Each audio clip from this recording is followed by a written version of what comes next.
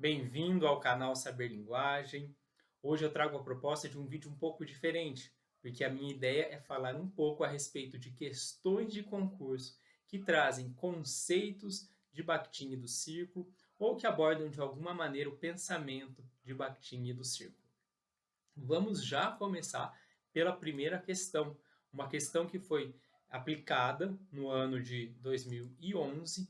A banca é a FCC, a Fundação Carlos Chaga. O órgão é a Prefeitura de São Paulo, o cargo professor de português no ensino fundamental 2 e ensino médio. Bom, essa questão tinha como base um trecho, que também servia para outras questões, que é o seguinte. O texto abaixo transcrito constitui a unidade 57 da obra 234, Mini-Histórias do escritor curitibano Dalton Trevisan, publicada em 1997. Então, vamos lá ler um trecho dessa mini-história. Os dois irmãos eram os piores inimigos. Bem me lembro do enterro da velhinha. Eles seguravam a alça do caixão e não se olhavam. Pálidos, mas de fúria, nem a cruz das almas comoveu os dois. Se odiavam tanto que a finadinha bulia sem parar entre as flores. E aí vem a questão propriamente dita, trazendo um trecho de uma obra do Bakhtin. É o seguinte trecho. O enunciado, em sua plenitude, é informado como tal pelos elementos extralinguísticos dialógicos, está ligado a outros enunciados. Esses elementos extralinguísticos dialógicos penetram o enunciado também por dentro. Mikhail Bakhtin, Estética da Criação Verbal, quarta edição, São Paulo, Martins Fontes, 2003, página 313. Então, a banca aqui traz a referência a essa obra, né, Estética da Criação Verbal do Bakhtin, certo? Essa edição de 2003, que é a edição que eu tenho. E esse trecho especificamente, ele está no texto, que nesta edição aqui aparece com o título O Problema do Texto na Linguística, na Filologia e em Outras Ciências Humanas. Atualmente, nós temos uma nova tradução também do professor Paulo Bezerra aqui, nessa edição dos Gêneros do Discurso. E esse texto, em vez de aparecer como o problema do texto, aparece como o texto na linguística, na filologia e em outras ciências humanas. Bom, então vamos voltar lá para a questão. O que acontece? A gente poderia ponderar primeiro que esse texto do Bakhtin, o problema do texto na linguística, na filologia e nas ciências humanas, não é um texto muito lido por aqueles que não são bakhtinianos. E você imaginar que é um concurso para professor de língua portuguesa, ele já traz uma certa especificidade. Eu acho que o ideal seria a banca trazer trechos dos textos mais conhecidos, o Círculo, os Gêneros do Discurso, Marxismo e Filosofia da Linguagem e Problemas na Poética de Dostoiévski, mas não foi a opção da banca, ela trouxe esse trecho aí.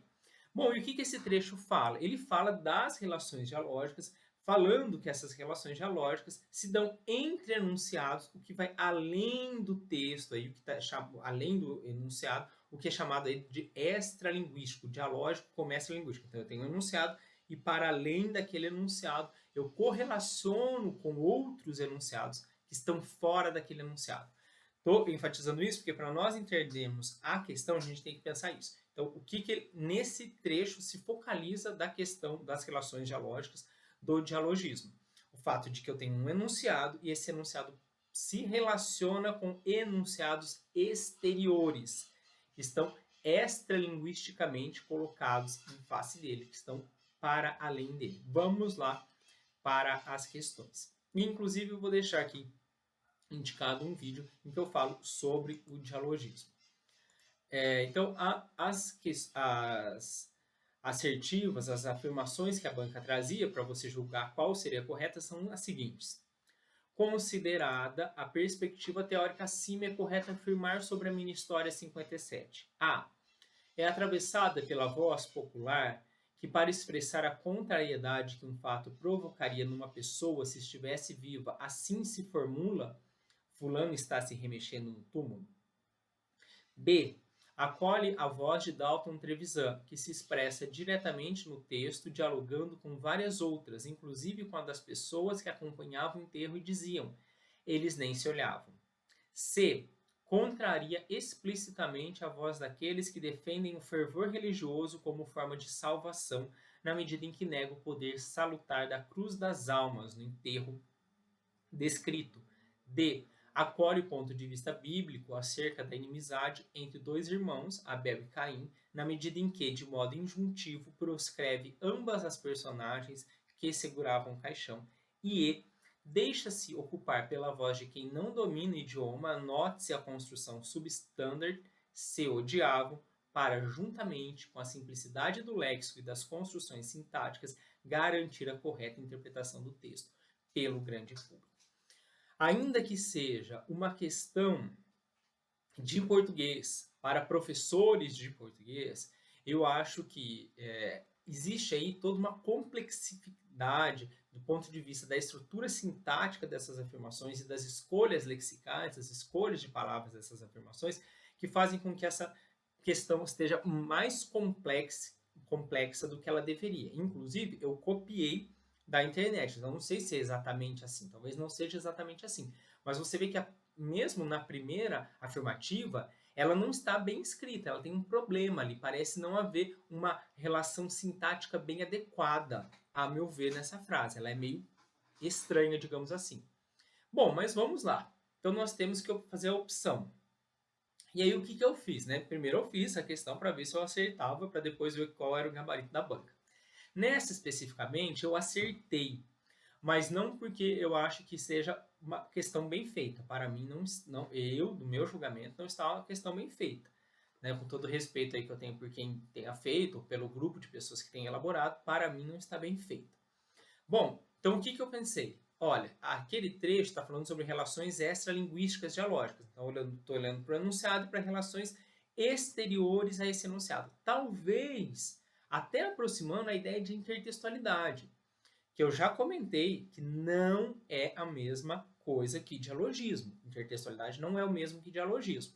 Se você tem essa dúvida, eu vou deixar aqui indicado também um vídeo que eu falo sobre intertextualidade e recomendo também o primeiro vídeo daquela série que eu fiz sobre os problemas da poética de Dostoiévski, que é quando eu trago o prefácio do professor Paulo Bezerra, que ele comenta também essa questão da diferença entre dialogismo e intertextualidade. Mas esse trecho, particularmente, ele parece remeter a essa ideia de intertextualidade, de olhar a relação dialógica como algo que está fora do texto. Bom, a intertextualidade tem muito esse viés de uma relação entre textos muito marcada. E fazendo um parênteses aqui, claro, eu não estou dizendo que nós não devamos trabalhar com a questão da intertextualidade. Se eu sou um professor e estou ministrando aula para o ensino fundamental, para o ensino médio, para concurso, eu necessariamente vou precisar falar de intertextualidade com os meus alunos, porque essa é uma expressão que cai nas provas, esse é um termo que está presente nas provas. Mas não é dialogismo. Por quê? Porque o dialogismo é muito mais amplo. A intertextualidade tem muito essa questão de você poder mostrar, marcar, ver a relação de um texto com o outro. E o que nós sabemos é que nem sempre nós conseguimos vislumbrar a ascendência dialógica. Então, aquilo que eu estou falando hoje, às vezes não fica claro de quem eu estou trazendo, se é meu, se é alheio. Mas o fato é que toda vez que nós falamos, toda vez que nós escrevemos, toda vez que os sujeitos falam, toda vez que os sujeitos escrevem, eles recuperam enunciados anteriores, isso são as relações dialógicas, e se voltam a enunciados futuros, que são as relações dialógicas. Então eu me volto a você, por exemplo, esperando que esse vídeo possa contribuir com você e que você possa entender. Então, olhando para esse dialogismo, como essas relações também que dizem respeito de um enunciado para outros enunciados exteriores, qual me pareceu a melhor alternativa? A alternativa A. Por quê? Eu falo aí eu retomo uma voz popular que fala: fulano está se remexendo no túmulo, que de alguma maneira parece dialogar com o trecho que fala assim: afinadinha bulia sem parar entre as flores. Então é como se ela se remexesse no túmulo. Então essa foi a alternativa dada como correta pela banca. Muito bem, vamos ver as outras? Bom, acolhe a voz de Dalton Trevisan. Aí já entra toda uma discussão complexa. Será que o autor ele está ali presente com sua voz pessoal? Poderíamos, no caso do Bakhtin, mobilizar as questões de autor-criador, é, autor-pessoa, enfim. Mas mesmo sem recorrer a isso, qual é a questão? Está dizendo que o Dalton Trevisan está ali diretamente, já acende o radar para pensar se sim, se não, e que ele está dialogando com as pessoas que falam que eles nem se olhavam. Se eu olhar a relação do autor dentro do texto com os personagens dentro do texto, eu não estou olhando justamente as relações extralinguísticas, que estão fora daquele enunciado específico. Por isso, para mim, essa não é uma boa alternativa. Bom, contraria a voz daqueles que defendem o fervor religioso como forma de salvação, na medida em que nega o poder salutar da cruz das almas. Então, é como se o texto todo fosse para, de alguma forma, ironizar esse fervor religioso. Isso é uma interpretação até possível, mas, mais uma vez, não se relaciona com essa questão das relações dialógicas, que no trecho especificamente está falando das relações extralinguísticas. Então, não me parece uma boa alternativa. Acolhe o ponto de vista bíblico acerca da inimizade entre dois irmãos, Abel e Caim? De alguma maneira, eu até poderia fazer essa relação, mas veja que é uma relação menos explícita do que essa da finadinhas remexendo entre as flores, que parece dialogar de uma maneira mais evidente com a voz popular fulano está se remexendo no túmulo. Então, essa também seria uma leitura possível, mas talvez não tão casada, não tão próxima, não tão explícita quanto a alternativa A. E também depois vem falar que proscreve, né, que, vamos dizer assim, expurga do paraíso esses dois que seguravam o caixão. Isso aí também já é uma interpretação um pouco mais abrangente, um pouco mais profunda, para que nós possamos fazer essa leitura simplesmente a partir desse trecho. E no E, né, vai falar das questões, digamos assim, das variedades de registro. Então ele traz a construção substandard, ou seja, abaixo do padrão, fora do padrão, né, dizendo aí que a próclise, se odiavam, não estaria correta. O correto seria a ênclise, odiavam-se. Veja, isso é uma leitura possível, mas também não tem muita relação com a questão das relações dialógicas, das relações de um enunciado com enunciados exteriores, a relação que naquele trecho é dito uma relação extralinguística que vai além do texto. E essa aqui está muito marcada nas questões linguísticas. O registro, as questões de léxico e de construções sintáticas. E isso voltado para facilitar a leitura do grande público. A gente não pode até depreender isso, mas isso não tem relação com o trecho do Bakhtin. Então, eu marcaria a alternativa A, ainda assim fica aqui a minha observação de que não é uma boa questão. Então, cria-se toda uma complexidade, às vezes um bom candidato acaba errando essa questão, e aí você está selecionando talvez alguém que poderia ser um professor, deixando de selecionar alguém que poderia ser um professor melhor, porque o outro acabou no chute, ou aí por falta, porque aquele que sabia mais se equivocou ali. Então, para mim, não é uma boa questão. Não seleciona bem e não mobiliza adequadamente a teoria do círculo. Bom, mas essa questão é de 2011. Vamos para uma mais atual, de 2020. E aqui, procurando as questões, eu vi que ultimamente tem crescido o número de questões que abordam o Bakhtin, que abordam os conceitos do Bakhtin do círculo, o pensamento bakhtiniano. Bom, essa é uma questão de 2020. A banca é o Instituto Brasileiro de Apoio e Desenvolvimento Executivo, o IBAD, o órgão, né, a Prefeitura de Vila Velha, o cargo é o professor da área das séries iniciais 2020. Então, o que nós vimos, inclusive, que mesmo para um professor de séries iniciais, tem se cobrado a perspectiva bakhtiniana, porque a perspectiva bakhtiniana ela tem ganhado muita relevância nas discussões pedagógicas, não apenas nas discussões linguísticas, nas discussões do campo das letras, da literatura, da linguística, mas também em outros campos, como a pedagogia, a filosofia, a psicologia e outras. Bom, diz o enunciado da questão. Mikhail Bakhtin dedicou a vida à definição de noções, conceitos e categorias de análise linguística com base em discursos cotidianos, artísticos, filosóficos, científicos e institucionais. Bom, já nesse trecho você tem uma ideia de um Bakhtin assim bem teórico, aquele que para fazer noções, conceitos. E lendo os textos do círculo, sim, nós podemos aprender noções, conceitos, categorias. E de fato, o Bakhtin e os demais integrantes do círculo, nomeadamente o Valachino e o Medvedev, eles olham para vários tipos de discursos, entre os quais discursos cotidianos, artísticos, filosóficos, científicos, mas traz uma ideia de um Bakhtin muito teórico. E muitas vezes a gente nem fala assim, por vezes falamos para didatizar a teoria do Bakhtin, os conceitos do Bakhtin, mas nós entendemos que o Bakhtin ele é muito mais alguém que teve um amplo pensamento, um pensamento amplo, um filósofo, talvez um filósofo da linguagem, se nós olharmos para que ele, em grande parte da sua vida, se dedicou a fazer análises de materiais linguísticos os mais variados. Um dos aspectos mais inovadores da produção de Bakhtin foi enxergar a linguagem como um constante processo de interação mediado pelo diálogo, e não apenas como um sistema autônomo. Sim, eu acho que quando a banca aqui faz referência a esse sistema autônomo, talvez eles estejam se referindo ao sistema linguístico, que é objeto de estudo do objetivismo abstrato.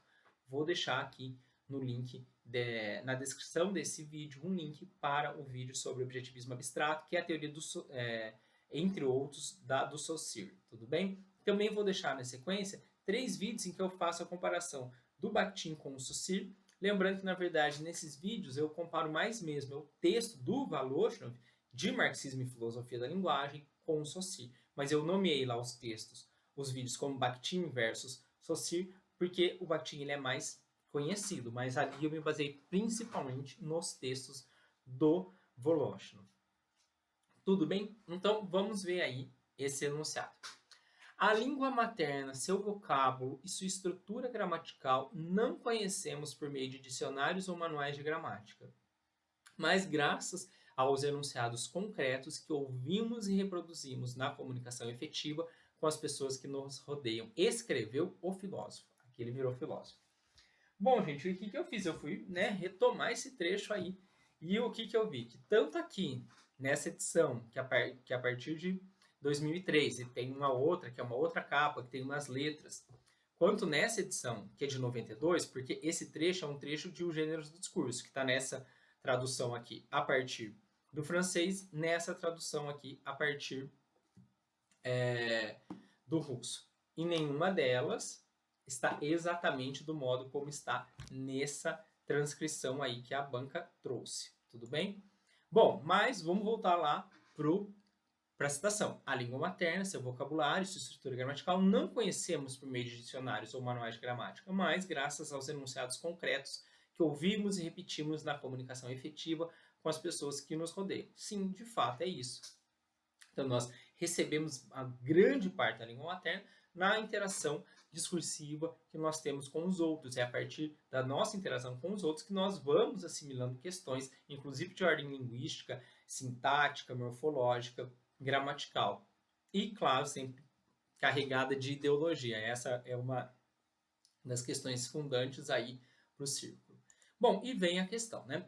Segundo essa concepção, a língua, não sei por que grafada em maiúscula, não sei se foi um erro aí da banca, não sei se vem da plataforma de questões da qual eu trouxe esse enunciado, mas língua não é substantivo próprio, não precisaria estar em letra maiúscula. Segundo essa concepção, a língua só existe em função do uso que os locutores e interlocutores fazem dela em situações de comunicação. Ok, exatamente. O ensinar, o aprender e o empregar a linguagem passam necessariamente pelo sujeito, o agente das relações sociais e o responsável pela composição e pelo estilo dos discursos. Exatamente. O uso da linguagem passa pelo sujeito. Nós temos que lembrar que, para o círculo, o sujeito é um sujeito diferente daquele da análise do discurso, ele é um sujeito cheio de responsabilidade. Então, que a língua ela passa por mim, ela tem esse caráter, essa pessoalidade, essa individualidade, ela é marcada pela minha subjetividade na minha relação com o outro, nessa intersubjetividade. E aí, responsável pela composição, pelo estilo e pelo conteúdo temático, que são os 3 elementos constitutivos do enunciado. Deixo aqui também na descrição desse vídeo os vídeos sobre o texto Os Gêneros do Discurso, que é quando o Bakhtin fala desses 3 elementos constitutivos enunciados, que são conteúdo temático, construção composicional e estilo. Então, continuando, esse sujeito se vale do conhecimento de enunciados anteriores para formular suas falas e redigir seu texto. Correto. Então, tudo que a banca, né, essa leitura que a banca faz do Bakhtin está correta. Então, eu uso a linguagem, passa por mim nas minhas relações sociais, e para eu fazer esse uso eu retomo enunciados anteriores. Além disso, para o autor, um enunciado é sempre modulado pelo falante. Vamos lá.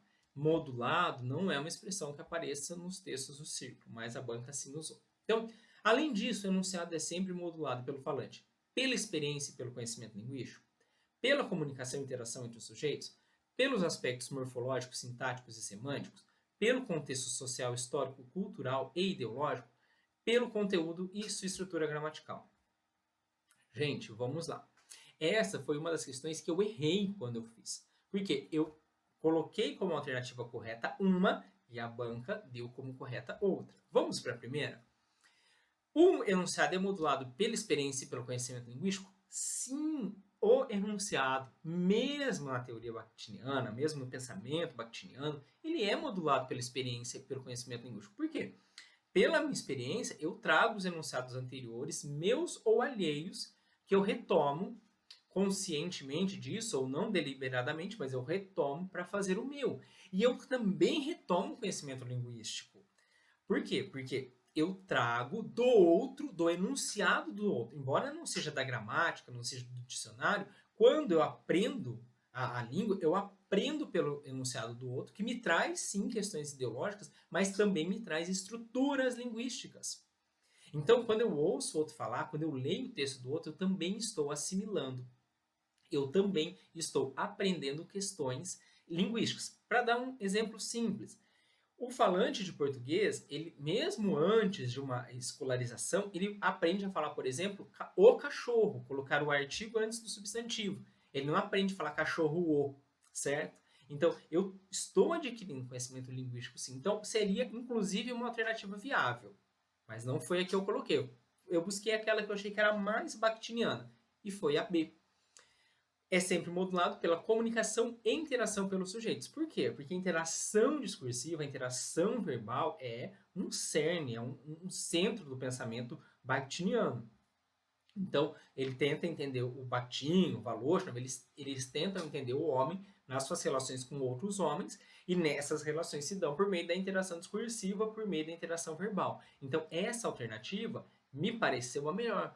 Então, esse enunciado é sempre modulado pela comunicação que eu tenho com o outro, por essa interação entre nós. Porque aqui eu estou centrando na figura do sujeito que conversa com o outro.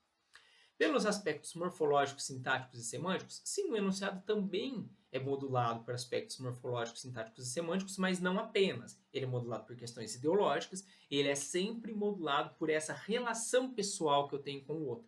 Porque eu modulo as questões linguísticas, as palavras que eu vou escolher, as estruturas sintáticas, frasais que eu vou escolher, as questões ideológicas, como eu vou abordar, sempre olhando para aquele outro específico para o qual eu estou me dirigindo. Então, os conhecimentos linguísticos e ideológicos eu modulo em função do outro. Então, aqui, como só está falando dos aspectos morfológicos, sintáticos e semânticos, não falou do ideológico e não falou do outro, dessa minha relação eu e o outro, eu acho que não seria uma boa alternativa. Pelo contexto social, histórico, cultural e ideológico, sim também. Mas veja, na teoria bakhtiniana, na perspectiva bakhtiniana, esse social, histórico, cultural e ideológico, ele sempre passa pelo sujeito. Tem que ter o sujeito, quem sou eu como sujeito e para quem eu me volto. Então eu achei aqui muito descontextualizado da figura central do sujeito. Então eu achei que não era uma boa alternativa, mas foi essa a alternativa que a banca deu como correta. Vamos para a próxima. Pelo conteúdo e por sua estrutura gramatical. Também, sim, a gente sempre pensa no conteúdo do que a gente está falando e a gente retoma a estrutura gramatical dos nossos enunciados ou dos enunciados alheios com os quais nós tivemos contato. Então, também não seria completamente errado.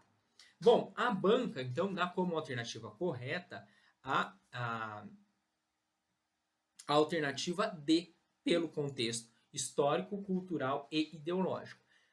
Aí, pensando aqui no vídeo, né, fazendo os slides para o vídeo, eu pensei, olha, talvez uma justificativa para esse tipo de alternativa seja o fato de que a banca diz ali em cima. Além disso, então, eles trazem dois enunciados relativamente longos, falando sobre a questão dessa centralidade do sujeito, mas no final aqui, antes das alternativas, eles dizem além disso. Então, como se eles estivessem dizendo assim, ó, tem a centralidade do sujeito. Além do sujeito, tem o social, o histórico, o cultural e ideológico. Talvez seja por isso que eles deram como gabarito a letra D.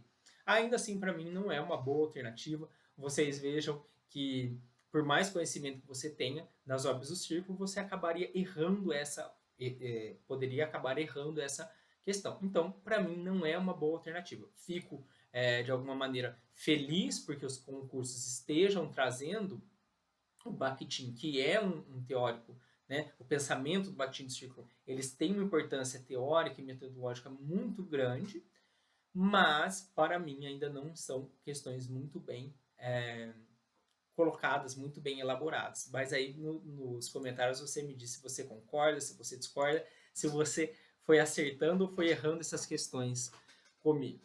E uma agora do ano de 2023, a banca é objetiva concursos, o órgão é a Prefeitura de Butiá, o cargo é professor da área de língua portuguesa na plataforma de questões da qual eu tirei essa questão. Não falava se havia uma especificidade, se eram para o ensino fundamental do ciclo dos anos finais, se era do ensino médio, se era para ambos, enfim. Então, vamos lá. Sobre o dialogismo, marcar C para alternativas certas e E para as erradas, e após assinalar a alternativa que apresenta a sequência correta. A compreensão estreita de dialogismo, concebido como discussão polêmica, paródia, meio estranho, né? Ponto final. Estas são formas externas, visíveis, embora rudimentares, do dialogismo. Eu acho que essa assertiva está errada. Por quê? O Bakhtin não fala em compreensão estreita de dialogismo. O que ele fala é o dialogismo é o diálogo em sentido amplo. Então, o diálogo face a face é uma das maneiras de dialogismo, mas a leitura de um livro é um dialogismo. Esse vídeo ele está perpassado por relações dialógicas, tem dialogismo nele, porque você ouve, a partir dele você pensa, você escreve, você conversa com seus alunos, você pensa quando você estiver lá em um concurso fazendo. Eu, para fazer esse vídeo, tenho que ler, tenho que retomar as aulas que eu dei, tenho que retomar as falas que eu ouvi, certo? Então, a expressão compreensão estreita já me é estranha. Daí ele fala assim, a compreensão estreita do dialogismo concebido como discussão, polêmica e paródia. Bom, vamos pensar que sim, uma das maneiras das relações dialógicas é a paródia. E a paródia, ela não é um dialogismo estreito, ela é um mecanismo sofisticado, porque eu imito a estrutura linguística do outro, mas em termos de conteúdo eu me oponho ao outro. Então, quando o Bakhtin vai falar, ele vai falar de paródia, por exemplo, em Problemas da Poética de Dostoiévski, ele, de alguma maneira, está falando lá que ele é um recurso sofisticado das relações dialógicas. E aí ele fala, estas formas externas, visíveis, embora rudimentares do dialogismo. Será que a polêmica, por exemplo, é uma forma externa, visível e rudimentar de dialogismo? Para mim, não.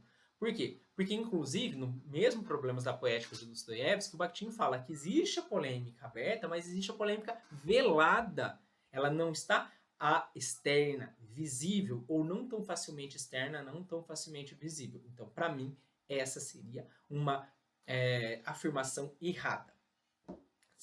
Segundo, o dialogismo, em uma concepção estreita, mais uma vez, é compreendido como uma das formas composicionais do discurso. Vamos parar por aí por enquanto. A estrutura composicional, a forma composicional, é o modo como eu estruturo um texto. Então, se eu pensar em uma redação de vestibular, por exemplo, eu tenho introdução, desenvolvimento e conclusão. Dentro dessa estrutura composicional, eu posso trazer formas de citação, relações dialógicas? Sim. Só que as relações dialógicas, elas não são a forma composicional. Para mim, são conceitos diferentes. E aí, dá a impressão que são a mesma coisa, porque o dialogismo é uma das formas composicionais do discurso. Para mim, não está bem escrito, não está bem redigido. Eu já, por aí, acharia que estava errado. Mas, além disso, vem depois assim, olha, discurso monológico ou dialógico. Né, meio perdido do jeito que está, não sei se era assim mesmo que estava a questão, mas se for assim, a gente fica meio perdido ali. Bom, o que Bakhtin fala é de enunciado monológico. E mesmo o enunciado monológico, ele está perpassado pelas relações dialógicas. Então, vamos lá, vamos explicar essa questão do enunciado monológico que está perpassado pelas relações dialógicas. Um dos exemplos que Bakhtin dá de enunciados monológicos são os romances monológicos, que ele comenta em Problemas da Poética de Dostoiévski. Então, em Problemas da Poética de Dostoiévski, o que Bakhtin diz? Ele fala assim, olha, existe um romance monológico que é diferente do romance polifônico. No romance monológico, eu tenho uma única diretriz ideológica, uma única ideia. O autor, ele quer, digamos, provar a ideia dele. É quase que um romance de tese. Eu quero provar o que eu quero. Então, eu tenho só uma ideia. Mas eu tenho múltiplas vozes? Sim. Eu tenho relações dialógicas, às vezes, entre os personagens, entre autor e narrador. Posso ter, certo? Então, eu posso ter relações dialógicas ali, mas enquanto diretriz ideológica, ele é monológico. Ele quer provar o seu ponto de vista. Diferentemente do romance polifônico. No romance polifônico, não. O autor não quer provar o seu ponto de vista. Ele traz vários pontos de vista, entre os quais o dele, mas ele não está pretendendo provar o dele. Então, o Bakhtin fala, existe a expressão enunciado monológico? Não, é discurso monológico. Enunciado monológico nas obras do Bakhtin e do Círculo? Existe. Mas mesmo esse enunciado monológico, vamos pensar assim, um romance de tese, um romance realista, naturalista, que foi feito para provar uma tese determinista. Então, eu fiz um romance realista naturalista, em que eu queria provar que o meio, ele influencia, ele determina o sujeito. Então, quase um romance de tese. Eu quero provar aquela tese, quero provar aquela ideia. Esse romance, que é o enunciado monológico, que quer provar uma tese, ele está nas relações dialógicas? Sim, ele está. Porque para eu fazer isso, eu retomei a ideia de determinismo. Eu peguei aquela obra e quis chegar aquela obra até um leitor, quis impactar. Então, houve relações dialógicas antecedentes, na medida em que eu retomei os enunciados antecedentes, retomei, por exemplo, uma ideia filosófica do determinismo, e no meu enunciado monológico, depois ele se voltou, por meio de relações dialógicas, para o outro. Eu espero que o outro leia o meu romance, que o outro comente o meu romance, etc. Então, existem enunciados monológicos, mas mesmo os enunciados monológicos, eles estão perpassados por relações dialógicas. Bom, então, vamos lá para a alternativa. O dialogismo, em sua concepção estreita, é compreendido como uma das formas composicionais do discurso? Para mim está errado. E aí vem discurso monológico ou dialógico. Fica também mal formulado aí. Então, para mim, estaria errado. Tanto a assertiva 1, quanto a primeira, quanto a segunda. Mas, para minha grande surpresa, a banca entendeu que ambas as alternativas estavam corretas. Enfim, né? Vamos fazer o quê? Eu, sinceramente, como um estudioso das obras do Bakhtin do Círculo, como eu disse, fico feliz que o pensamento do Círculo ele esteja mais presente nos concursos públicos atuais. Por outro lado, eu vejo que as bancas elas não estão tendo cuidado adequado para formular questões que possam, sim, mobilizar esse referencial teórico, essa forma de pensamento do Bakhtin e do Círculo, mas de uma maneira séria que consiga efetivamente selecionar os melhores candidatos. É isso. Conta aí para mim se você também acertou ou se você errou as questões, se tem alguma questão de algum concurso que você fez e que você gostaria que eu comentasse. Logo, eu também devo trazer outras questões que eu fui encontrando de concurso que abordam o pensamento do Bakhtin do Círculo. É isso. Muito obrigado por você ter ficado comigo aqui até o final do vídeo. Um grande abraço e até o próximo vídeo.